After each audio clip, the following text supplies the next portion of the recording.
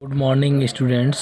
मैं यशवीर सिंह आप सभी लोगों का एक बार फिर से हमारे कॉलेज के डिजिटल प्लेटफॉर्म पर सभी का स्वागत करता हूं और सभी से मैं अपील करना चाहूँगा कि जो भी वीडियोस साइंस के डाले जा रहे हैं वो बहुत ही महत्वपूर्ण टॉपिक हैं जो कि आपके सिलेबस में हो या ना हो, लेकिन आप सभी के लिए आने वाली प्रतियोगी परीक्षाओं में बहुत ही महत्वपूर्ण सिद्ध होंगी। अतः इन्हें समझें और जो भी किसी को कोई शंका कोई डाउट्स हो तो कमेंट में वो कर सकता है।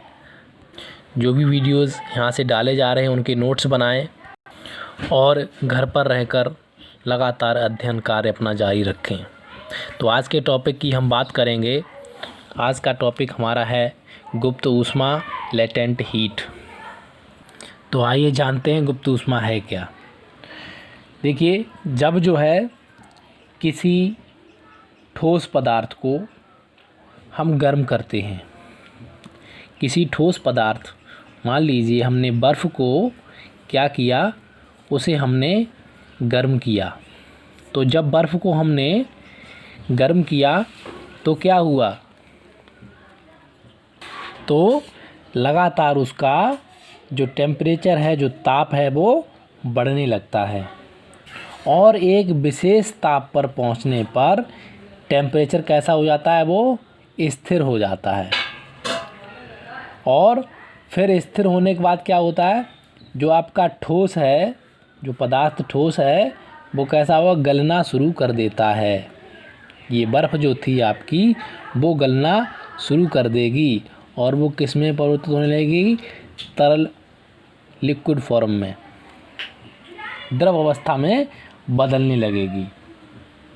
तो जब ठोस गल रहा होता है, मान लीजिए जब ये पिघल रहा होता है, बर्फ़ पिघल रही होती है गर्म होके, तब उस समय ठोस को यानी बर्फ़ को दी गई ऊष्मा उसका ताप नहीं बढ़ाती।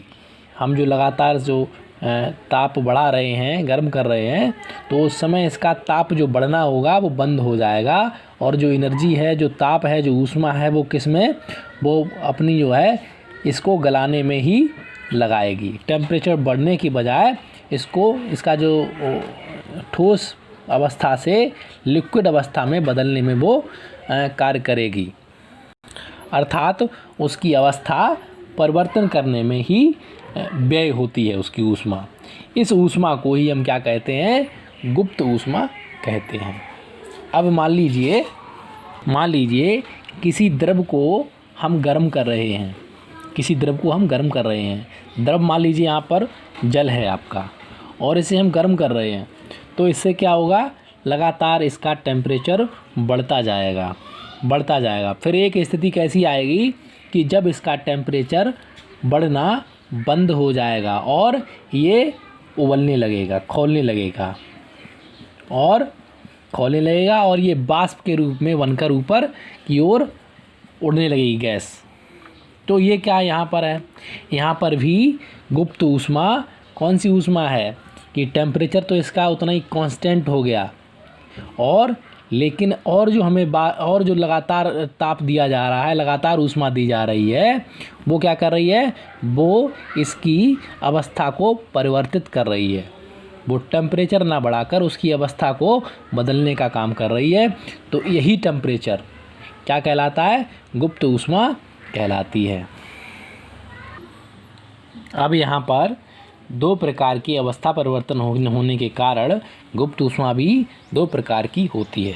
कौन कौन सी, नंबर एक है आपका गलन की गुप्त ऊष्मा, लेटेंट हीट ऑफ मेल्टिंग, या हम इसको बोलते हैं फ्यूज़न। तो ये क्या है, तो यह क्या है कि किसी पदार्थ की गलन की गुप्त ऊष्मा क्या होती है, ऊष्मा की वह मात्रा है जो उस पदार्थ के एक मात्रक द्रव्यमान को बिना ताप बदले ठोस अवस्था से द्रव अवस्था में बदलने के लिए दी जाती है। जैसे मान लीजिए कि बर्फ़ की गलन की गुप्त ऊष्मा कितनी होती है? 80 किलो कैलोरी। 80 किलो कैलोरी प्रति किलोग्राम। इसका अर्थ यह हो गया कि 1 किलोग्राम बर्फ़ 0 डिग्री सेंटीग्रेड पर गलने के लिए 80 किलो कैलोरी ऊष्मा लेता है। या हम कह सकते हैं कि 1 किलोग्राम जल 0 डिग्री सेंटीग्रेड पर जमने पर 80 किलो कैलोरी ऊष्मा देता है।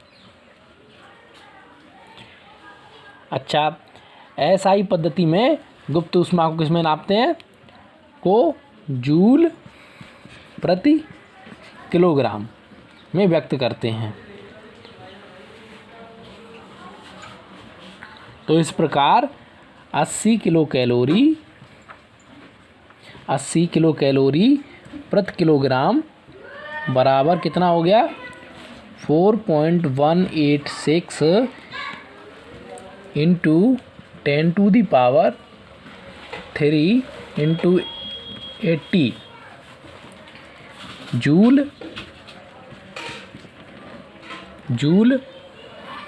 प्रति किलोग्राम। 80 किलो कैलोरी प्रति किलोग्राम बराबर 4.186 इंटू 10⁻³ इंटू 80 जूल प्रति किलोग्राम। यह क्या हो गई? यह बर्फ़ की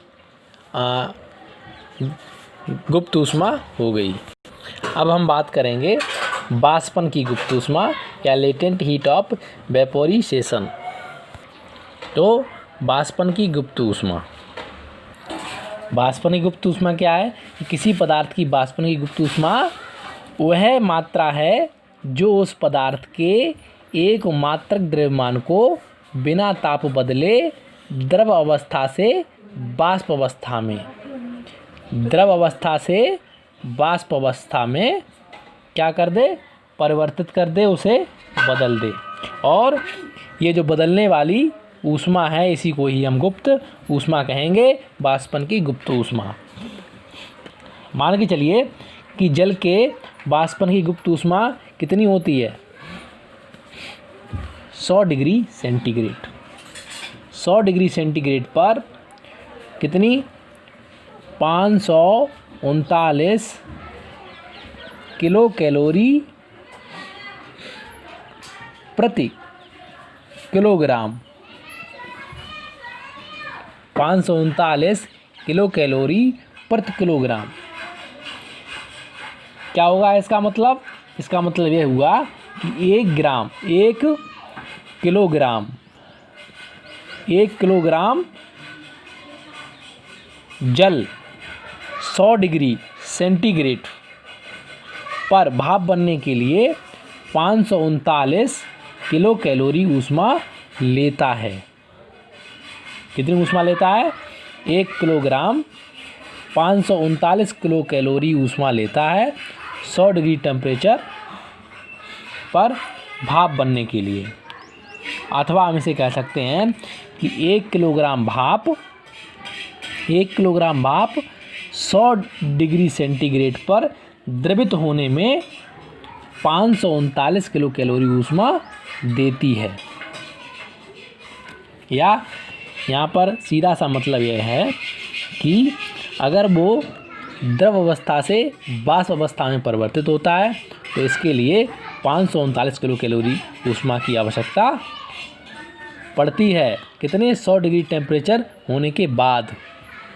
या वाष्प से द्रव अवस्था में बदलने के लिए भी हमें इतनी ऊर्जा जो है कैसी करनी पड़ेगी? वो देनी पड़ेगी। तो मान के चलिए कि यदि किसी पदार्थ का द्रव्यमान कितना है?